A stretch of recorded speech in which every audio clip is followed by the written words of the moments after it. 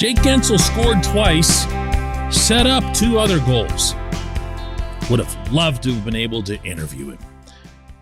The franchise made it to the Stanley Cup playoffs for a 16th consecutive year. And they did so with a continued closed locker room. Yes, I'm finally going there today. Good morning to you. Good Friday morning.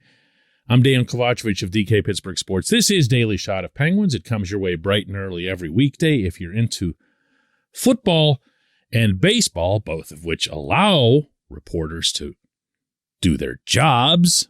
I also offer daily shots of Steelers and Pirates, where you found this. You know how it is in life when you make a step forward and then you got to take one backward. It stinks. And I'm speaking really of anything when I say that. And there's no question that this pandemic has been supremely frustrating, damaging, tragic. It has cost people lives. It has cost people loved ones and friends. It's cost me personally people that I've known. So I'm not losing context here when I talk about the pandemic in terms of what it means to the disgruntled sports writer, as if we matter. We actually don't. But the quality of the work does. The integrity behind the work does. And the fans, the readers, the viewers, the listeners, their passion for knowledge about their favorite teams that bring them joy, that bring them entertainment, that bring them distraction during difficult times, that also matters. Maybe more in our city than in most. So please take it in that setting, as opposed to whiny media guy when I say that it was wonderful to be over at PNC Park covering the Pirates over the past week. And before that in St. Louis, where they opened the season. And before that in Bradenton, where they had spring training. Because Major League Baseball has restored all access to all media. We still have to wear a mask when we go into the clubhouse. I'll wear an astronaut suit to be able to go in there and do my job for you. I'll wear like a clown suit to be able to go in there and do my job to bring you original information, to bring you exclusive information, to be able to ask questions of athletes that I don't necessarily want to ask in a press conference setting because I might have thought of something that someone else hadn't. But when I ask it in a press conference setting, then everyone can write the same story. Oh, and by the way, the reverse is true as well. Meaning a competitor asks a question, and I hadn't thought about that angle, and now I think, well, hey, I'm going to include that in my piece too. And then add into that the happy approach of the teams involved of only bringing out the players who do well, never the GOAT, never the guy who took the boneheaded penalty or made the terrible giveaway in overtime or whatever it is. It's never that one. It's always like in a 6-1 loss, you'll get the guy who scored the one goal. And while that works for the rah-rah team websites, which employ writers that are, team employees, it doesn't work for the readers, the viewers, and the listeners, the fans. The actual fans. It doesn't work for them. And oh my, wait until you see how that goes double once they get into the Stanley Cup playoffs. This portion of Daily Shot of Penguins is brought to you by the good people at the Greater Pittsburgh Community Food Bank, where they're committed to providing food for all of our neighbors in need across Western Pennsylvania. They, in turn, need your help. Find out how $1 can be turned into 5 full meals for those in need. Visit pittsburghfoodbank.org. So the underlying question here is why? Why is the NHL the only league? I actually tried to give some benefit of the doubt to those who manage the garage and couldn't come up with anything. At least not anything that would justify it. Are they trying to protect the Russian players from having to discuss Vladimir Putin? Well, if so, how about this? When the locker room opens, tell all the Russian players they've got like 20 seconds to haul tail out of there before we evil reporter types get in there to start asking them about that smiling selfie they took with Putin before the invasion of Ukraine. It's not that. Maybe Canada. Okay, Canada has still much tougher restrictions and regulations related to COVID. But the last I checked, Canada also accounts for only 7 of the NHL's 32 franchises. Furthermore, you'll recall that throughout the pandemic, all of the various sports leagues asked each of their member teams to go by local restrictions and local guidelines. But now the NHL would be saying, nah, just because Canada, we're going to have everybody follow the same rules. There's nothing here. You can't find anything. I mean, look, we can debate back and forth as to whether or not COVID is still a thing. In Philadelphia, this past week, they restored some version of indoor mask regulations. There's a sub variant that's poking around in a couple of places. I'm not here to get into that. I'm looking at what all of the other sports leagues are doing and what the NHL isn't doing, and wondering what their actual motive is, because I strongly suspect that it has nothing to do with safety. Know how I know that? Because all of them are walking around without masks. I'm not kidding you. The only people that are required to wear masks in this setting are the reporters. The players, the management, team executives, you name it. Even their unpaid interns are walking around without masks amid the reporters who are. What's actually happening there? What is that dynamic? Is it another case of Gary Bettman's NHL being so paranoid and so terrified of criticism and so in love with the idea of just total control of all of their messaging, which, by the way, has been something, and you don't know about this or hear about this or whatever, because it's not something that reporters really share because it feels so bleeping self-serving. But it's still a thing. No league in North America has made more moves towards attempting to stifle and to distance the regular media, and thus, in turn, I'll remind you, the fans who actually want real information, than the NHL.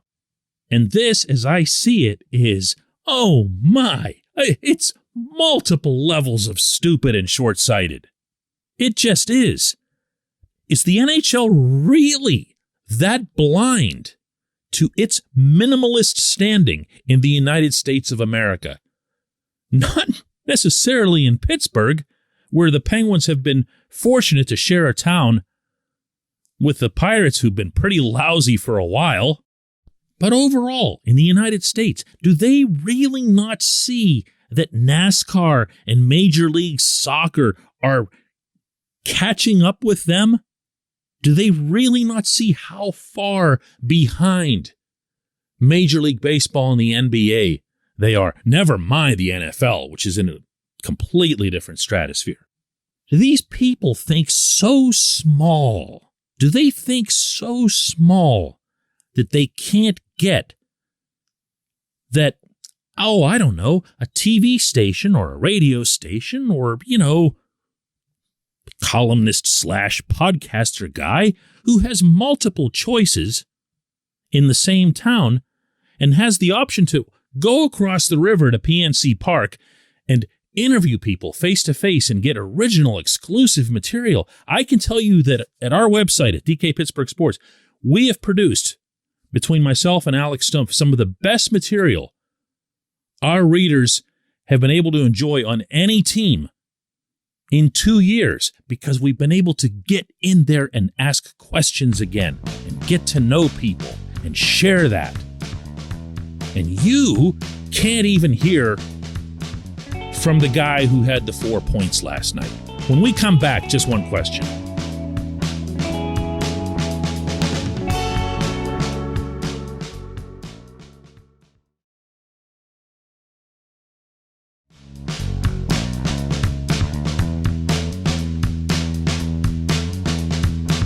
Today's J1Q comes from Slim, who asks, DK, does Todd Reardon still run the Penguins power play? Now, Slim didn't offer any context for his question. It did come after the game, so I'm guessing that Slim wasn't wild about something that had happened on the power play, but I chose Slim's question anyway because it leads me into more of what I was just complaining about, and I'm so very much stuck in that mood. I'm sorry. I promise that by Monday I'll talk about hockey again. But the fact of the matter is, when I read Slim's question, I asked myself, when's the last time you talked to Reardon? And it was all the way back in late October. Remember when he had to do that interim head coaching thing? This was up in Montreal. It was after the game, just out in the hallway outside the media room. And, of course, the restrictions and everything, we kept our distance. But, had masks on and, we talked. We talked. It was from about 6 or 7 feet away, something like that. But we talked. Haven't talked to him since then. I used to talk to assistant coaches all the time. Found out stuff all the time.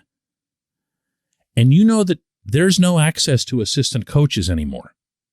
Did you know that? And tell me right now what that has to do with COVID. What does it have to do with COVID? If I asked for an interview with a Reardon or Mike Vellucci, and I promised to stay 50 feet away and use a megaphone, as long as it was me and him, I'd do it with the astronaut suit and or clown suit, just so that I'd be able to do my job.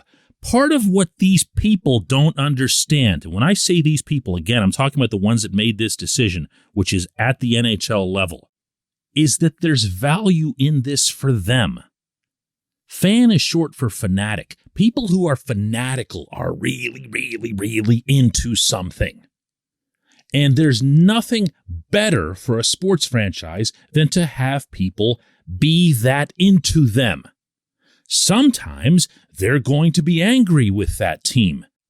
That's human nature based on performance. But you know what? That's okay because it means they care. It's anger, not apathy. Apathy is the worst thing that you can have.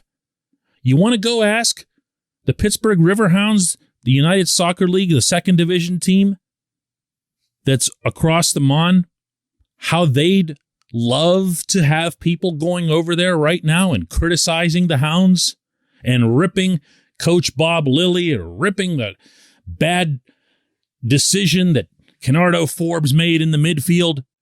They'd love that, but they don't have that. They don't have that. What they do have is what the Penguins in the NHL dream of having, which is the most homogenized, self-controlled media message that's manufactured from within and keep everyone else at bay. There's nothing about COVID, regardless of your position on it, that prevents reporters from getting one-on-ones with players. There's nothing about COVID that allows the head coach to skip a scheduled media session by sending out an email saying that Tristan Jarry is going to start. And that's now become a custom as well on the weekends. This team in and of itself is distancing itself from the media, but that comes with a great big Sidney Crosby-sized assist from the National Hockey League. And the only people who are hurt in this in the long run, not in the short run, because in the short run, it's the fans. In the short run, it's media companies, because we do want to create more compelling content in order to have readers and viewers and listeners and money, just to lay it all out there. In the long run, they lose because no one gets to tell their stories. No one gets to make these people human. Do you know over the past week and a half, the number of anecdotes I've been able to share with people about the Pirates, including brand new players, guys that most people in Pittsburgh haven't even heard of, that have made these athletes seem just a little bit more real, maybe a little bit more likable, maybe a little bit more of someone that you'd be interested in investing in and attaching yourself to in the long run. I went to the arena to cover that game, the hopes of being able to write something original off of it. And I saw some things on the ice that interested me that I thought, man, if I had the same access here that I have across the river, I could tell this really, really neat story about a couple of these plays that I saw. Get in there and interview these guys the way I've always interviewed them. Talk to Ricard Raquel, talk to Jake Gensel, talk to Sidney Crosby, and just ask them about a specific play without advertising what I'm writing about to the rest of the room, meaning the media room, and come up with something that I can share just with you. For you, for your entertainment, for your information. But you don't have that today because the Penguins made the decision to bring Crosby and Letang, and only those two, into the media room. Why? Because they determined that the story of the evening was the Penguins making the playoffs for the 16th consecutive year. And while that's a legitimate story, I am here to tell you that in the journalism business that your subject matter never determines what your story is. That is not how this works. And I ended up taking the night off. Didn't feel it. Listen, for better or worse, you're listening to someone who operates from the heart. I do this job from the heart. I have a passion for my work. I have a passion for the people who are kind and generous enough to either listen to this show or to read the columns that I write. That's my passion.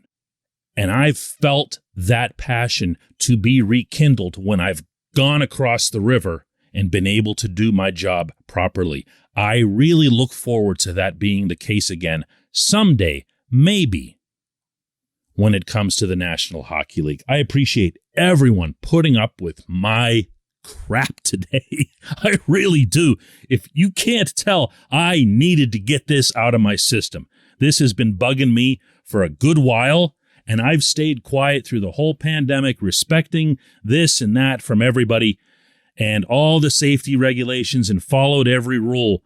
But whenever you're able to just go over one bridge and do something the right way, and then you have the NFL team in town tell you that the same things will apply post-NFL draft when the Steelers hold their rookie camp, but you're going over to the hockey team and all of a sudden it's March of 2020 again, something's really wrong. Again, I apologize for all of this. Back to hockey on Monday. Oh, and by the way, also on Monday, I'll be flying up to Milwaukee to cover 3 games of baseball, where I'll also be able to do my job.